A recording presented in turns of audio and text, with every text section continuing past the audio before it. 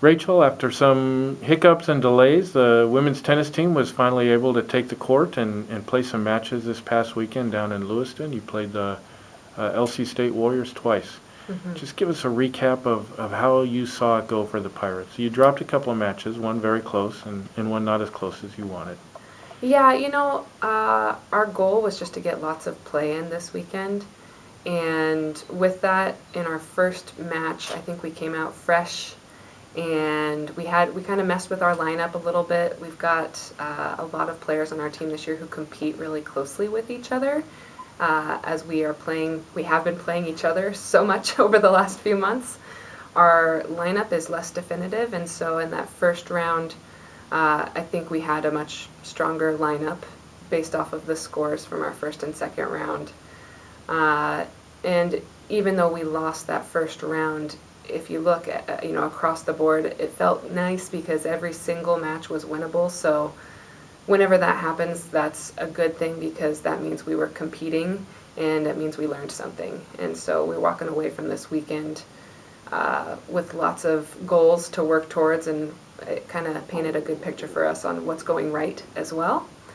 And honestly, like, LC State is just one of our favorite schools to play always because they always play with class, they always have a lot of talent, and so the lessons we learn are always really valuable. Speaking of lessons, do you feel like because your team is so balanced Mm-hmm. from top to bottom that your lineup is going to be a work in progress throughout the season, or do you feel at some point that you're going to settle into a regular 1 through 6? I I do and I don't think that there's going to be some regularity. Uh, there are, maybe my 1, 2 are pretty close with each other, but I can always see them kind of being in that 1, 2 spot. My 3, 4, 5, 6, 7 are all kind of more back and forth with each other. Uh, and really, through 7, we've got people who are ready and ready for competition immediately.